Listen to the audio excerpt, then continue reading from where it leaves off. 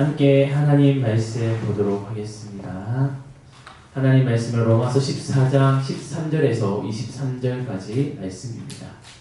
우리가 한 목소리로 함께 말씀을 읽어보도록 하겠습니다. 그런즉 우리가 다시는 서로 비판하지 말고 도리어 부딪힐 것이나 거칠 것을 형제 앞에 두지 아니하도록 주의하라. 내가 주 예수 안에서 알고 확신하노니 무엇이든지 스스로 속된 것이 없으되 다만 속되게 여기는 그 사람에게는 속됨이라. 만일 음식으로 말미암아 내 형제가 근심하게 되면 이는 내가 사랑으로 행하지 아니하니라. 그리스도께서 대신하여 죽으신 형제를 내 음식으로 망하게 하지 말라. 그러므로 너희의 선한 것이 비방을 받지 않게 하라. 하나님의 나라는 먹는 것과 마시는 것이 아니요 오직 성령 안에 있는 의와 평강과 희락이라.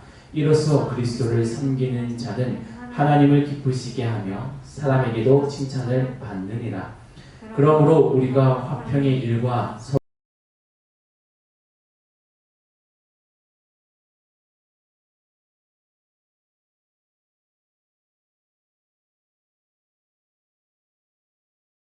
고기도 먹지 아니하고 포도주도 마시지 아니하고 무엇이든지 내 형제로 거리끼게 하는 일을 아니함이 아름다우니라. 내게 있는 믿음을 하나님 앞에서 스스로 가지고 있으라. 자기가 옳다 하는 바로 자기를 정죄하지 아니하는 자는 복이 있도다. 의심하고 먹는 자는 정죄되었나니 이는 믿음을 따라하지 아니하였기 때문이라. 믿음을 따라하지 아니하는 것은 다 죄니라. 아멘.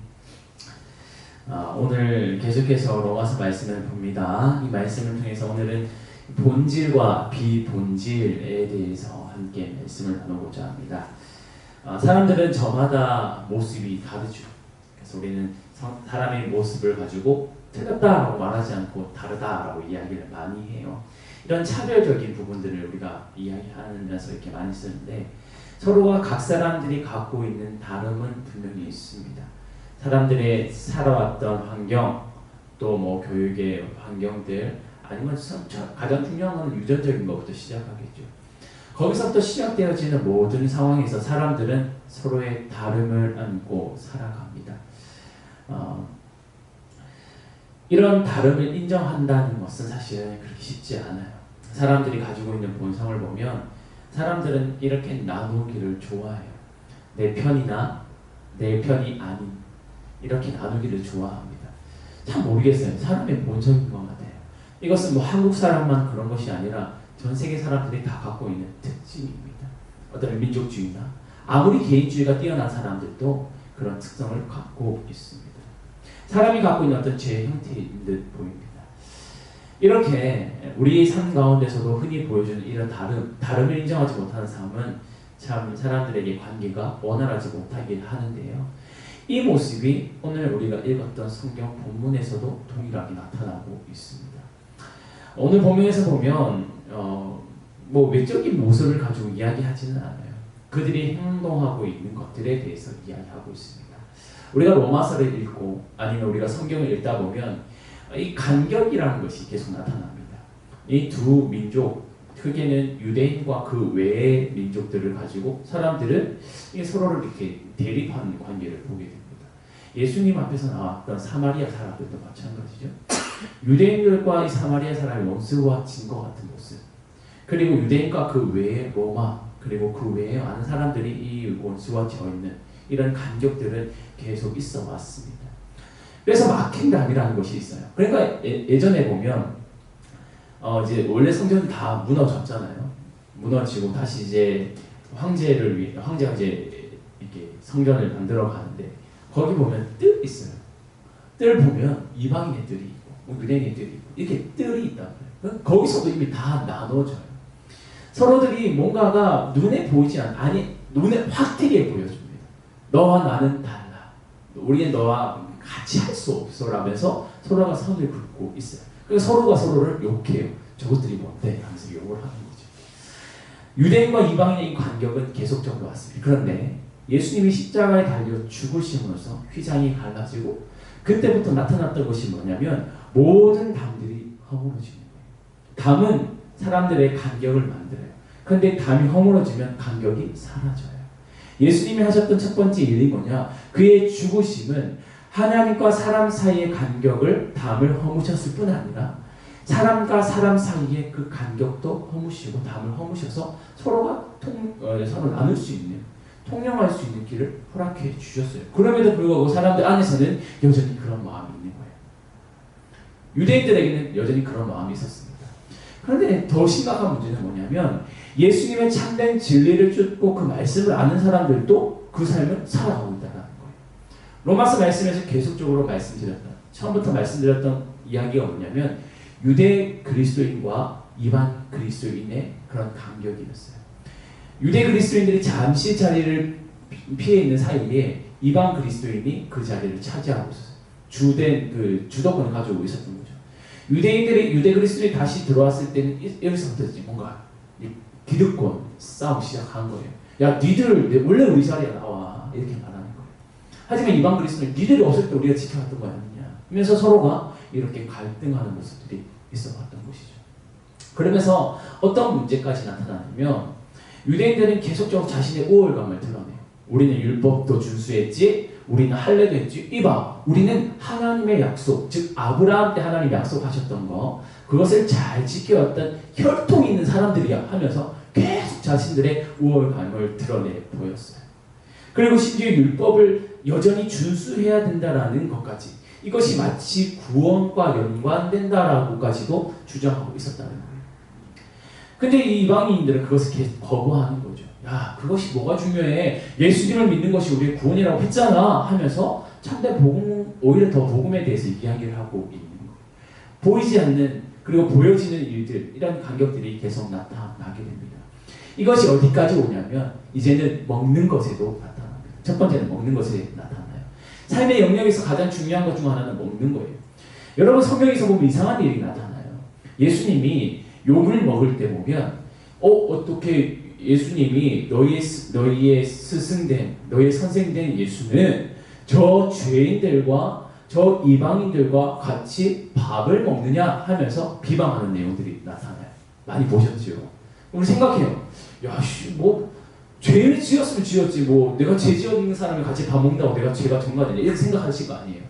그런데 우리가 식탁 교제라는 것을 생각해 보면 거기에서 유대인들이 지적하고 싶은 것은 죄인들과 같이 밥 먹는다고 해서 그것을 욕하고 싶었던 것이 아니라 그 안에서 죄인들은 단순하게 생각해요. 율법에서 나타나는 음식법에 대한 것을 준수하지 않는다고 생각하는 거예요. 그러니까 뭐 흔히 말하는 되새김질을 하는 거, 이런 것들 이런 먹지 말라는 거 있잖아요. 족발 같은 거 먹으면 안 되고 돼지 먹으면 안 되는데 막 먹는 거예요. 그러니까 야, 저거 봐, 더러워지는 거 아니야. 너희 선생도 저렇게 먹다가 더러워지면 어떡하니? 라면서 비난하고 있던 거예요. 그러니까 식탁교제가 회복된다는 것은 참 의미가 있는 거예요. 단순히 죄인들과 밥 먹는 것도 있지만 그보다 더 중요한 것은 모든 음식법도 율법의 모든 법이 다 끼워졌다는 것을 보여주는 것이죠. 그런데 이 문제를 다시 끄집어 오는 거예요. 오늘 말씀에서는 유대 그리스도인이 그것을 끄집어 오는 거예요. 그들의 믿음이 조금 더 강하다, 믿음이 조금 더 자랐다라고 말하면서 그 사람들을 지적하는 그런 모습이 나타나요. 그리고 이방 그리스도인들도 그들에게 말합니다. 이방 그리스도인들이 생각하는 건 뭐냐면 유대인들이 고기를 안 먹어요. 뭔가 음식을 너무 가려 먹는 거예요. 맨날 채소만 먹고 이러고 있는 거예요. 야, 저렇게까지 하냐? 예수님이 분명히 우리에게 말씀해 주셨던 삶의 방향에서는 먹는 것들도 다 허용되었음에도 불구하고 여전히 율법 안에서, 그 율법의 틀 안에서, 음식법 안에서 갇혀서 먹는 저 유대인들 봐. 너무 아직도 무지한 거 아니야? 예수님의 참된 진리를 쫓지 않는 거 아니야? 하면서 그들을 비방하고 있는 거예요. 오히려 믿음이 강한 사람들은 이방 그리스도인들이었던 거죠. 그들은 하나님의 말씀, 예수님의 그 말씀을 오히려 더 준수하며 따라갔던 거였어요. 그러더니 그 사람들에게 비방하는 거예요. 너희 아직도, 이런 모습들이 나타나는 거예요. 또 이렇게 간격이 나타나죠. 대립이 나타납니다. 유대인들은 여전히 분별 없이 먹는 이방 그리스도인들이 못마땅 했던 거죠. 그래도 안 되지. 아무리 예수님을 믿는 믿음이 있어도 음식은 가려 먹어야지. 하나님이 우리 역사적으로 대대로 이어주신 건데, 어휴, 저것들 하면서 서로 이렇게 갈등하고 이런 갈등을 계속 보여줬죠. 두 번째 간격은 뭐냐면 이 날에 대한 문제가 있었습니다. 오늘 5절 말씀에 보면 그런 말씀들이 나타나고 있어요. 그런 날들을 지키지 않고 그런 날들 앞에서 사람들이 행동하는 문제들 앞에서 지적하는 거예요. 너희는 날들을 너무 준수하고 얘들은 준수하지 않는다. 이런 일들이 나타나는 거죠. 유대인들에게는 명절들이 굉장히 많았어요. 우리나라도 여러 명절이 있잖아요. 그 사람들도 지켜가야 될 명절들이 너무 많았던 거예요. 그런데 이 이방 그리스도인들은 어떠한 날을 특별하게 잡는 것은 없어요. 날들의 어떤 중요성이 있는 것은 아니었다는 거예요. 왜 그럴까요? 생각을 바꾸면 돼요. 모든 날이 하나님의 날이다. 하나님이 주시는 날이다. 그러니까 명절을 지킨다는 것도 뭔가 그 시간에만 그때에만 하나님의 복을 주시고 뭔가 그 사람들에게 은혜가 미쳐진다라고 생각하는 것은 되게 아직도 어리다고 생각하는 거예요. 이방 그리스도인들이 생각하는 것은 모든 날이 하나님의 날이고 그날 속에서 우리가 기뻐하고 하나님과 교제하고 교통하는 것이 더 중요하다라고 말하는 거예요. 그러니까 이런 문제들로 가지고 나오니까 또 붙는 거예요. 야, 날을 준수해야지. 이 날은 이 날이고 이 날은 또 이 날이고 야, 따지고 봐. 하루도 우리가 쉴 날이 없어. 하나님과 해야 된다고 하면서 유대인들이 목소리를 낼 때마다 이방 그리스도인들 아니야. 모든 날이 하나님의 날이야. 라면서 이렇게 나가는 거예요. 또 대립하는 거예요. 이제는 삶의 영역에서도 그들의 대립과 갈등이 나타나는 거예요. 이 문제 앞에서 사도 바울이 한마디 해야겠죠. 그래 계속 싸워라 이렇게 놔두면 안 되잖아요. 화해를 시켜야 되잖아요. 어떻게 말하냐면 여러분들이 먹는 거 따지고 있는 거 또 날들을 따지고 있는 것 이것은 신앙의 본질이 아니에요. 한마디만 더 나온 거예요. 뭔가 팩트 있죠. 뭔가 임팩트가 팍 와요. 여러분 이것은 본질이 아니에요. 이렇게 말하는 거 사람들이 갑자기 띄워맞는 거예요. 이게 뭐야? 사도 바울 갑자기 뭔가 좋은 말 해줄 것 같은데 본질이 아니라고? 야씨 그 무슨 말이야? 이러면서 서로가 막 혼란이 오는 거예요. 그러면서 그 앞에 말해줍니다. 우리의 신앙의 본질이 무엇입니까? 라면서 이야기하는데 우리의 신앙의 본질은 주를 위해 사는 것이에요. 하나님 앞에 살아가는 것이에요. 하나님의 주인 되는 삶을 살아가는 거예요. 이렇게 이야기를 하는 거예요. 양심의 자유 속에서 살아가는 거고 누구도 심판자가 되지 못하는 그런 삶을 살아가는 거예요. 하나님이 주시는 말씀, 그 말씀을 준수하며 살아가는 거예요. 라면서 그 사람들에게 참된 신앙의 본질을 말해주는 거예요. 왜 그렇게 말하냐면 이렇게 말하죠. 여러분 우리가 형제를 위해서 형제 먹는 것 때문에 그 사람들을 실족하게 하고 그 사람들을 뭐라 하는 것 여러분 그건 너무 어리석은 거예요. 예수님은 저희 형제를 위해서 죽으셨어요. 그리고 사랑하셨어요. 그 사람들을 살리셨어요. 하면서 예수님이 하셨던 일들을 말하는 거예요. 우리가 일로 하나님이 행하셨던 예수님이 죽었다가 살아나시고 그 생명들을 주셨던 것들을 헛되게 만들 거예요? 하면서 신앙의 본질을 끄집어 오는 거예요. 사람들에게 그런 모습들을 다시 한번 각인시킵니다. 우리의 신앙의 본질은 우리 안에서 참되게 예수 그리스도로 살아가는 것이 우리의 신앙의 본질이에요. 먹는 것도 날도 그렇게 중요한 것이 아니에요. 신앙의 본질을 세우는 것이 더 중요해라면서 말해줍니다. 그러면서 좀 더 이야기를 합니다. 여러분 사랑의 태도로 보이세요. 사랑의 태도를 보이라고 말합니다. 사랑? 갑자기 뜬금없이 사랑? 이게 무슨 말일까? 라고 말합니다.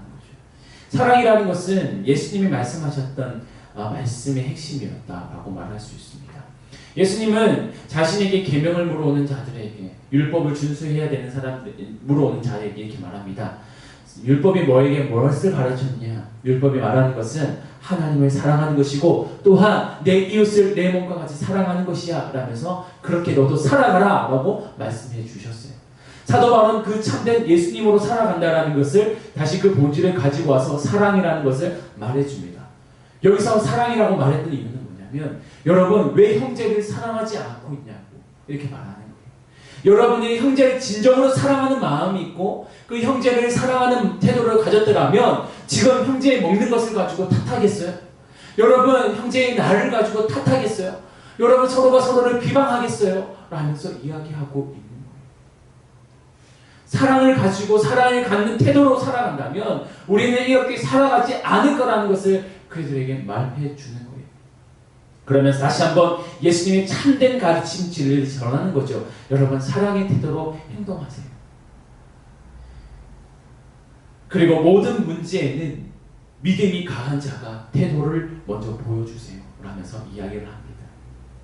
믿음이 강한 자, 믿음이 약한 자. 앞서 말한 것처럼 이방인들은 더욱더 예수님의 말씀에 포커스를 맞췄다면 유대 그리스도인들은 구약의 그 말씀들, 뭐 토라 이런 것들에 더 초점을 맞췄었죠. 믿음이 강한 자는 어차피 이방 그리스도인이라고 보여집니다. 그래서 그들에게 요구합니다. 여러분들이 먼저 행동을 보이시면 돼요. 사랑의 태도를 보이시면 됩니다. 라면서 이야기를 합니다. 그러면 따져 묻을 수 있겠죠. 왜 우리가 먼저 해야 돼요? 쉽게 말해서 이거예요. 여러분들이 먼저 손 내미세요 라고 말하는 거예요. 그러니까 약간 좀 불편스러울 수 있겠죠. 왜 우리가 해야 돼요? 저 사람들이 그냥 태도 고치면 되잖아요. 따져 물을 수 있지만 이건 정말 참된 사랑의 원리와 믿음의 경륜에 대해서도 이야기해 주는 거죠. 더 많은 것을 행할 수 있는 자가 열의를 부릴 수 있는 거예요 라면서 말해주는 거예요. 우리도 마찬가지죠. 어떤 사람은 김치볶음밥도 할 수 있어요. 계란볶음밥도 할 수 있어요. 라면도 끓일 수 있어요. 그런데 라면밖에 끓일 수 없는 사람이 있잖아요. 근데 그 사람에게 너는 요리도 이것도밖에 못하고 그것밖에 못하니 야 이런 것도 이렇게 하고 저렇게 해도 해야 되지 않냐? 라면서 말할 수 없다는 거예요. 더 많은 것을 할 수 있는 사람은 더 많은 것으로 그 사람에게 베풀 수 있는 거예요. 이 원리를 말하는 거죠. 사도 바울은 그 사람들에게 말합니다. 여러분들이 음식을 통해서 부정하지 않게 됐다는 것을 알고 있죠. 여러분들 예수님의 말씀 마가복음 7장 17절에서 19절 말씀을 보면 이렇게 말하거든요. 무리를 떠나 집으로 들어가시니 제자들이 그 비례를 묻자온데 예수께서 이르시되 너희가 이렇게 깨달음이 없냐 무엇인지 밖에서 들어가는 것이 능히 사람을 더럽게 하지 못함을 알지 못하느냐 이는 마음으로 들어가지 아니하고 배로 들어가고 뒤로 나아감이라 이러므로 모든 음식물은 깨끗하다 하시니라 이렇게 말했어요. 이방 그리스도인들에게 확신이 있었죠. 먹는 것들은 자유롭구나. 자유로울 수 있구나. 모든 음식은 깨끗할 수 있구나 라는 것을 갖고 있었다는 거죠. 음식은 결코 사람을 부정할 수 없다라는 것을 알게 되었다는 거예요. 이것을 아는 사람들은 아직까지 요만큼밖에 먹을 수 없는 요만큼 범위로 먹을 수밖에 없는 사람들을 이해할 수 있는 폭이 있잖아요. 더 이해할 수 있잖아요. 이 사람들이 조금씩 넓혀갈 수 있는 그것을 기다릴 수 있는 여유가 있다는 거예요. 그러니 이방 그리스도인들에게 요구하는 거예요. 여러분들은 모든 음식에 대한 하나님이 주시는 은혜에 감사하며 먹듯이 저 사람들이 먹는 것을 존중해 주세요. 그리고 저 사람들이 깨닫고 할 수 있을 만큼 기다려 주세요. 그것을 무엇으로? 사랑의 태도로 그렇게 보여주시면 돼요. 이렇게 말하는 거예요. 오히려 만약에 여러분들이 계속 이렇게 범위 그리고 여러분이 가질 수 있는 여유를 부리지 못하고 오히려 그 사람들에게 핍박하고 핀잔 주고 그 사람들을 정죄하기 시작하면 그 사람들이 어떻게 되겠어요? 그 사람들은 오히려 그것 때문에 망하게 된다는 거예요. 시험에 들게 된다는 거예요. 그럴 거 아니에요. 어떤 사람은 교회에 왔는데 나는 자신은 항상 교회에서 일러주듯이 여러분 이제 그 새해 받기 전에 보면 그런 거 가르쳐 주잖아요. 예배 5번 이렇게 알려주거든요. 잘 까먹을 수 있는데 그런 게 있어요. 교회에 오면 자리에 앉아서 기도로 준비하세요. 교우들이 와도 인사하지 않아요. 이렇게 적혀 있어요. 모르셨죠? 예, 적혀 있어요. 예배를 준비하는 마음을 가져야 돼요. 그리고 예배 시간 떠들지 않아요. 뭐 이런 여러 가지 내용들이 있단 말이에요. 그걸 들은 사람들은, 그걸 정말 절대적으로 믿는 사람들은 막 그걸 지키고 싶은 거예요. 근데 어떤 사람들은 너무 자유로운 거예요. 와가지고, 안녕하세요. 인사하는 거예요. 막 마음이 힘들잖아요. 저 사람 나를 왜 이렇게 힘들게 하지? 이렇게 시험이 든단 말이에요. 더 그것을 이해할 수 있는 사람들이 있다면, 마음의 여유가 있다면, 만약에 마음에 더 여유가 있다면, 그 사람의 행동까지도 호용할 수 있는 사람들이 있다면, 그 사람들은 시험에 들지 않게 되는 거예요. 그리고 그 사람의 믿음도 잘 지켜가고, 나의 믿음도 함께 지켜갈 수 있는 거예요. 그리고 함께 커져갈 수 있게 된다는 거예요. 우리가 사랑의 태도로 행동할 때, 비로소 사람들은 실족하지 않아요. 그리고 함께 사랑으로 자라갈 수 있게 되는 거예요.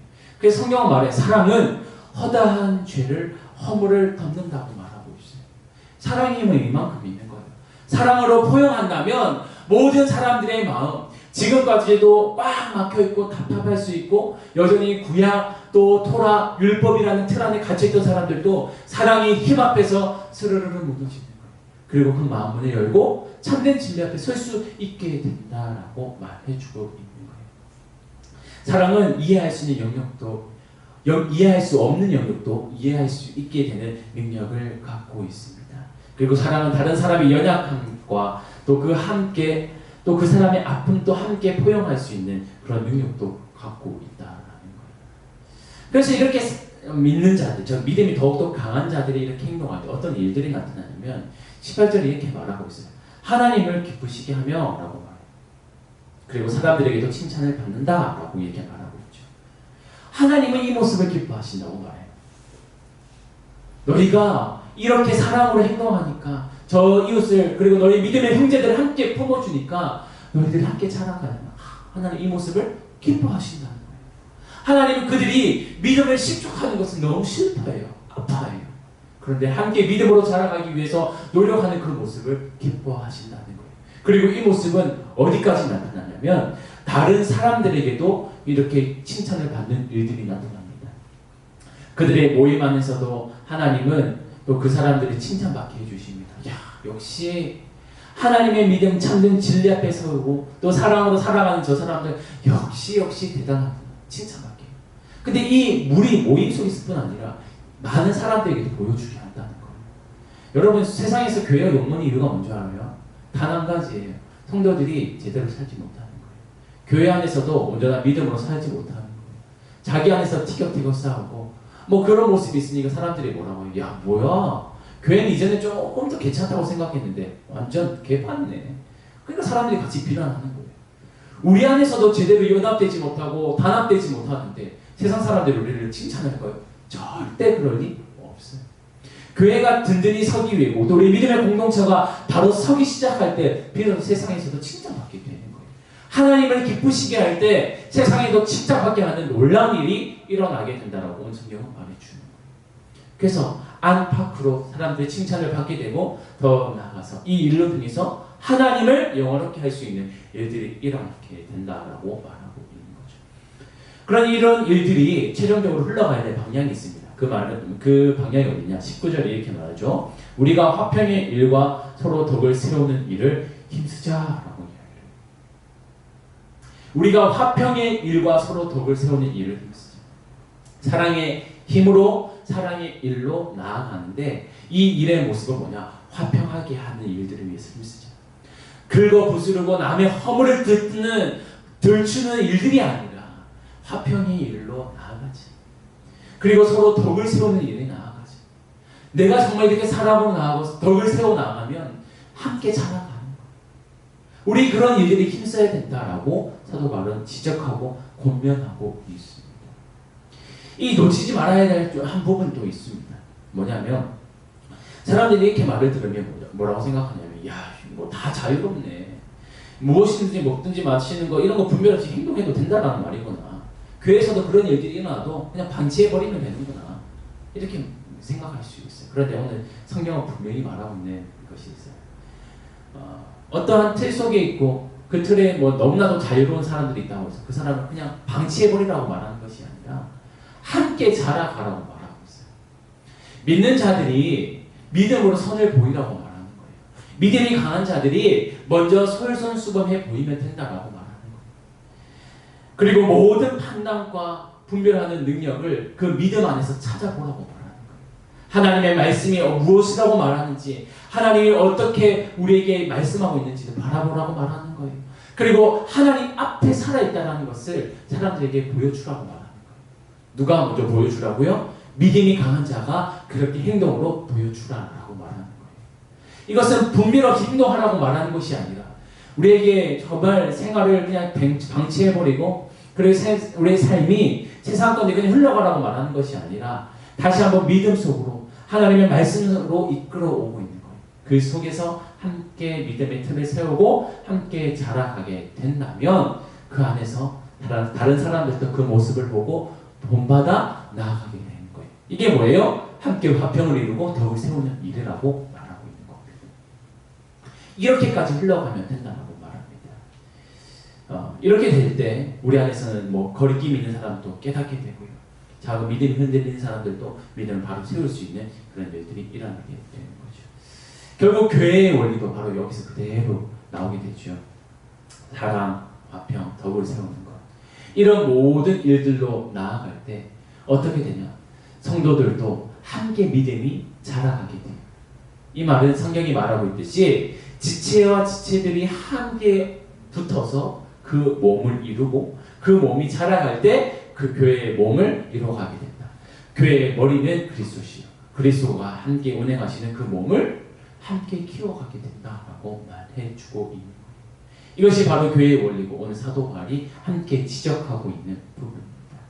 믿음이 약한 자, 그 사람들을 위해서 믿음이 강한 자들이 허용하고 포용하고 그들을 위해서 덕을 세우고 그들을 품어가는 모습들이 분명히 필요하다. 그럴 때 그리스도의 몸을 완전히 이뤄갈 수 있다라고 이야기해주고 있습니다. 자, 그렇다면 우리에게는 어떠한 연약함이 있을까요? 우리는 어떠한 연약함을 안고 있나요? 혹시 우리 안에서 뭔가 거리낌이 있고 양심이 찔리고 이러면 하나님 앞에 뭔가 죄를 질 것 같은데 하나님 앞에 내가 바로 서지 않는 것 같은데 이렇게 생각되어지는 연약한 부분들이 있나요? 사람들마다 있는 것 같아요. 저 또한 있고요. 우리는 만약에 그 연약함을 안고 있어도 과연 그것을 함께 통용하며 살아가고 있을까요?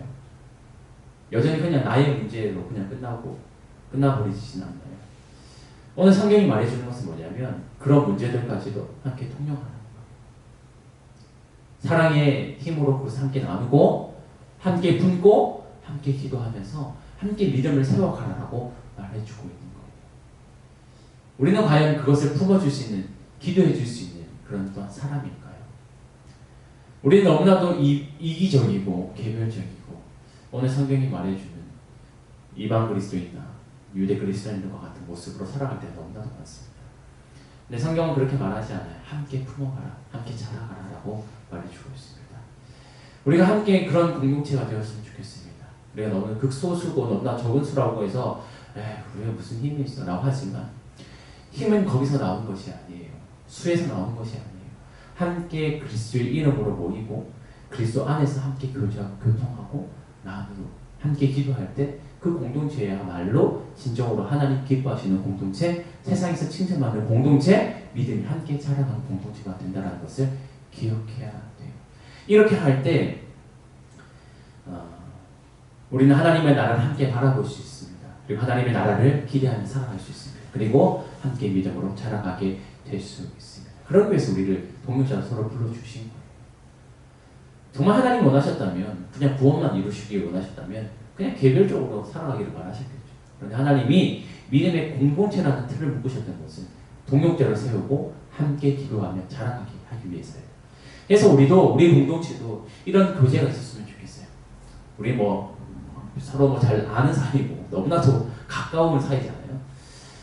그래서 더 말하지 못하는 부분도 있는 것 같아요. 그래도 우리 연약함이 있다면 너무 아픔이 있다면 힘든 것이 있다면 함께 이겨가고 싶은 부분이 있다면 함께 나누고 함께 기도할 수 있기를 원해요. 그리고 다른 사람들이 함께 생각날 때만 함께 기도해 줄 수 있는 그런 사람들 되기를 원합니다. 그것이야말로 진짜 하나님이 기뻐하시는 그런 삶의 모습을 주고 있습니다. 그리고 우리의 믿음의 공동체가 하나님이 정말 사랑하시는 그런 공동체가 될 줄 믿습니다. 그래서 우리가 늘 서로를 위해서 축복하고 기도하고 또 믿음으로 세워가는, 그리고 무엇보다도 오늘 말씀 읽어주는 비본질적인 것을 서로가 비난하지 말고 본질 안에서 본질을 꿈꾸고 본질을 바라보면서 함께 믿음으로 세워갈 수 있는 우리 모든 공동체 구성원들 되시기를 예수님의 이름으로 축원합니다. 기도하겠습니다. 하나님 감사합니다. 오늘 주시는 말씀을 통하여서 본질과 비본질에 대한 부분에 대해서 함께 나눠보았습니다. 우리가 정말 비본질적인 것들을 진짜 본질이냐 착각하고 살아갈 때가 많지 않았습니다. 하나님, 우리가 그 틀 속에서 다 벗어나게 하시고 참된 본질, 참된 주님의 사랑, 참된 진리를 쫓아 나아갈 수 있는 삶이 되게 하여 주옵소서. 또한 그